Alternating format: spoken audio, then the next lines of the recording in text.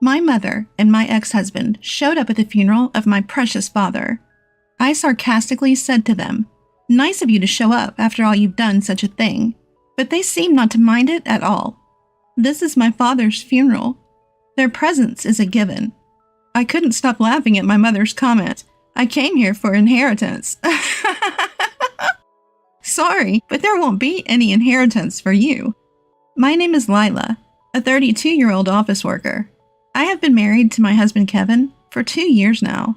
We met several times as business contacts and gradually got closer and started dating.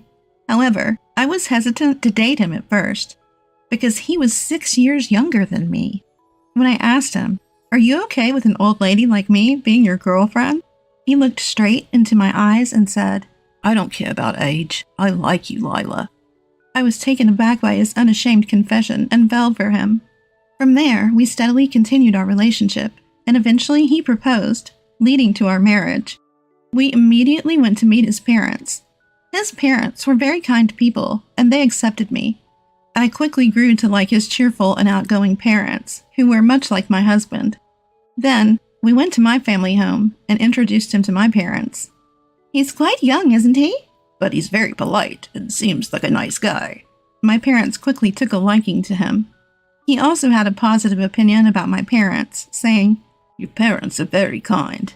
And so, without any issues, we got married. After our marriage, we both worked while sharing household chores, based on what each of us could do. "Lila, your cooking is really good." "Really, I'm glad. This is a recipe my mother taught me. No, actually, I studied it myself. My mother didn't cook much. I guess she was very particular about salads and oils, though." "Oh, is that so? She's health conscious then." "Well, she used to be a model." "Really?" "Oh, didn't I tell you? From around high school until she was 19, she worked as a teenage model. She got pregnant at 19 and married my father, and quit her modeling job once. But she went back there for about 10 years after I started elementary school." "I didn't know. I thought she was very beautiful, but it makes sense if she was a model." "Next time you should tell her directly. I think she would be really happy." "All right, let's go to your family home on our next day off." My husband cared a lot about my parents and often suggested visiting my family home. I am very grateful because I can see my parents regularly thanks to him.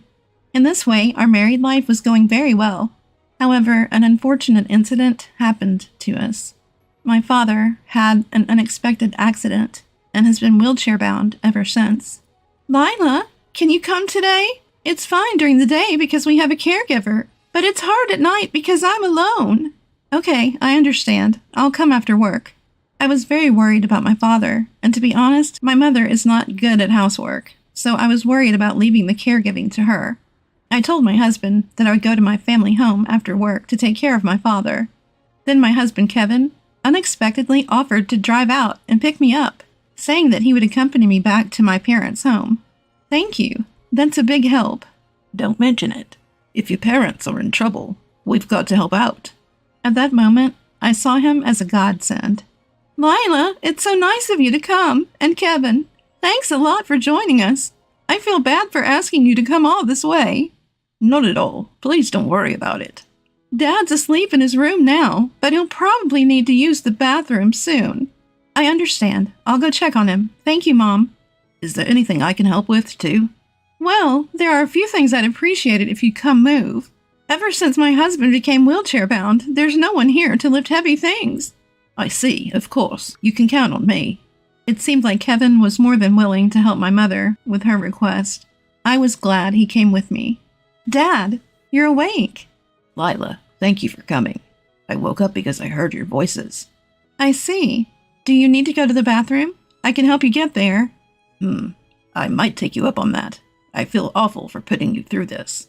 "What are you saying? Thanks to you, Dad, I was able to attend college. Now it's my turn to pay it forward." "Thank you." After caring for my father, Kevin and I went back to our home. When we arrived, Kevin had a suggestion. "How about we move in with your parents?" "What?" "Honestly, it must be tough for just your mom and dad to live alone in their current situation." "But are you okay with that, Kevin? It's not your parents, and you might feel uncomfortable."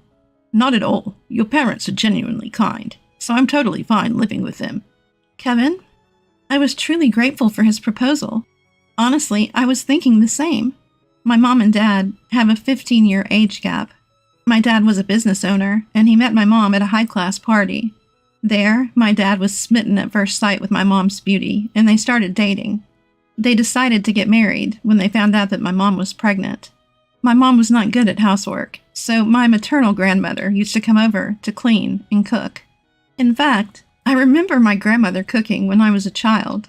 My mother had a unique perspective that as long as she remained beautiful, she didn't have to do anything else. So she didn't do any housework at all. I learned to do housework and cook when I went to college and started living alone, but my mom is helpless. She can't take care of my dad on her own. So I wanted to be by my dad's side and support him if I could. There's another reason why I want to live with him. What's that? The truth is, I'm pregnant. Really? Yes. Seriously? Am I going to be a father? That's right. In that case, it's all the more reason for us to live with your parents. I agree. I'll contact my mom right away. When I told my mother that I was going to live with him, she agreed, saying, "That would be a great help." Hence, my husband Kevin and I moved to my childhood home and began our life together there. This opportunity also allowed me to become a full-time homemaker. While caring for my father at home, I successfully proceeded with my pregnancy preparations. My mother would take me to the hospital when needed, and even though I couldn't cook, she would buy the food we ordered from the supermarket. This was really helpful to me, and it was a huge relief to live at home where I rarely had to be alone. Kevin also seemed to communicate well with both my parents. He would express concern for my father's health and would engage in enjoyable conversations with my mother. Seeing this, I truly felt blessed to be married to him. "Kevin, could you accompany me for shopping? I heard that a supermarket a bit far from here has cheaper ingredients today, so I was thinking if we could take the car," my mother asked. Of course, I'd be happy to. Just leave it to me, Kevin replied. The relationship between my husband and mother is like that of a true mother and son, and they often go shopping together on weekends. As my pregnancy progressed and it became more difficult for me to go outside, I was truly grateful that Kevin and my mother were always willing to do the shopping. Time passed, and I successfully gave birth. It was a healthy baby boy. The family rejoiced at my safe delivery and commended me. Now that a boy was born, he could potentially take over my father's business in the future.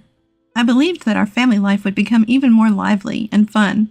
However, I encountered an unbelievable scene. This happened on the day I was about to take my son shopping. I wanted to buy baby supplies, but the store I was aiming for was far from home, so I decided to drive. Thinking it would be quicker to buy the items myself rather than having Kevin mistakenly purchase the wrong ones, I asked him to take care of my father while I went shopping. I got into the car and drove for about 10 minutes when I realized that I had forgotten to bring my wallet. I hurriedly turned around and drove home. As I was about to go to my room on the second floor to get my wallet, I heard a strange noise coming from my mother's room.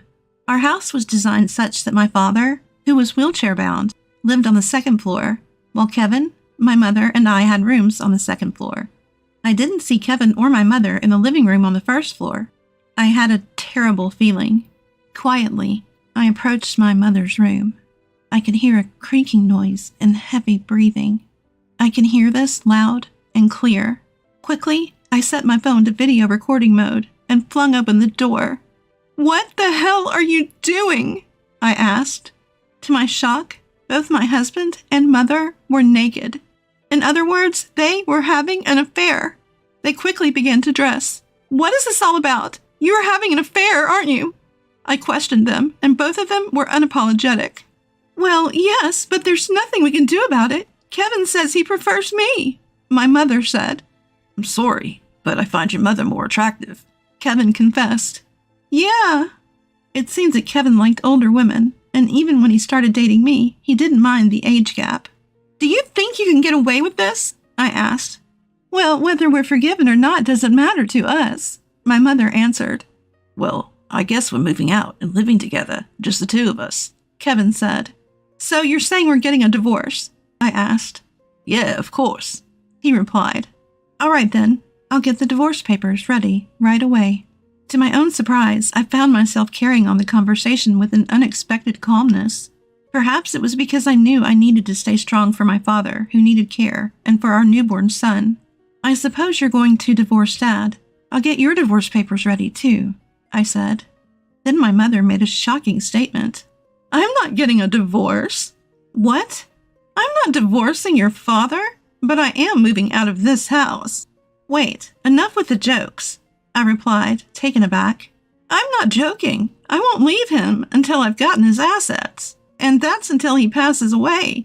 Shockingly, my mother refused to divorce my father just to inherit his assets. Indeed, regardless of the steps taken, being married means the spouse is entitled to a share of the deceased's estate. Just how low can you go? I said, glaring at my mother with clenched fists. I'm just choosing the more beneficial path. I'll squeeze out every last penny I can get, whether from the old man or otherwise, and then I'll be with a young and wonderful man. I was so astounded that it went beyond anger. Kevin, I'll be divorcing you no matter what, I announced. Sure, go ahead, but I might refuse to divorce depending on the conditions, he retorted. Ugh, what conditions? I grumbled. Mother-in-law, or rather, Anna, you accept that she's refusing to divorce father-in-law, because you're going to pull some strings, aren't you?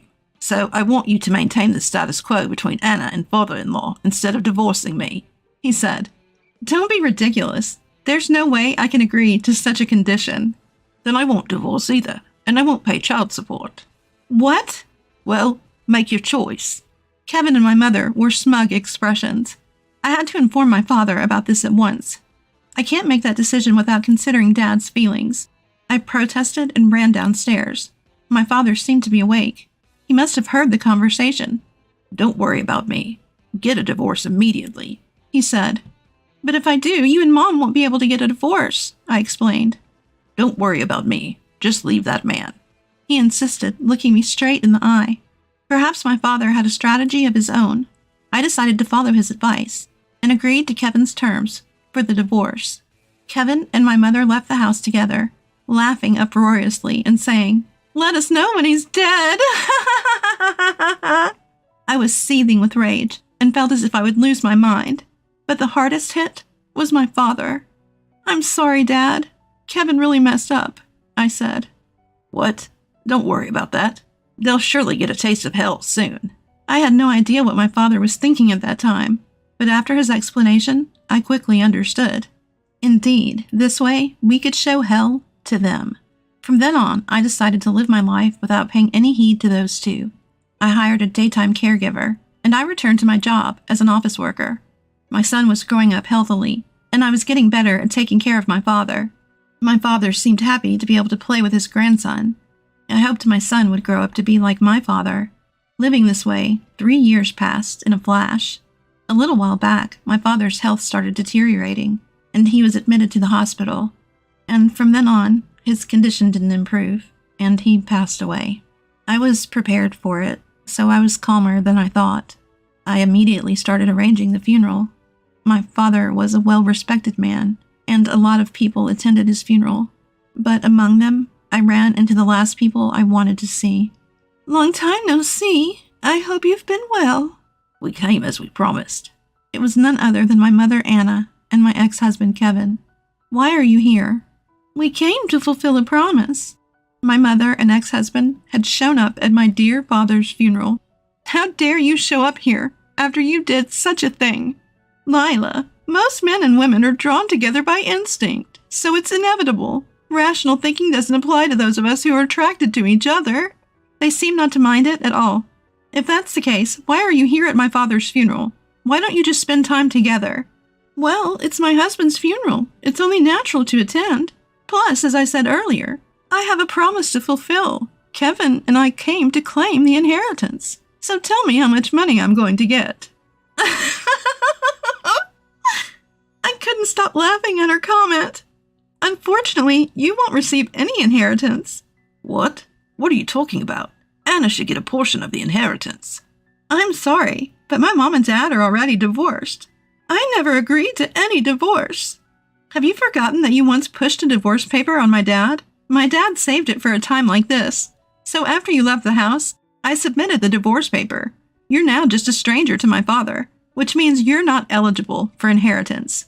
Upon hearing this, my mother and ex-husband turned pale. No way, that can't be true. Do you understand the situation now? Could you please leave? Many people who adored my father were gathered around us. Everyone was staring daggers at the two who had betrayed and hurt my father. Realizing the situation, they hastily left the venue. I heard that the two had been living a luxurious lifestyle that didn't match Kevin's income. It seemed like they had even spent all of my mother's savings and started incurring debt, saying they were at their limit. That's when they learned about my father's death. They thought they could use the inheritance to repay their debts, but their plans fell through as they didn't receive anything. Now, no one knows where they are. But honestly, I don't care. On the other hand, I had started working at my father's company a few years ago, and I had taken over as the president before his death. Right now, I'm nurturing my son while protecting my father's company as its president.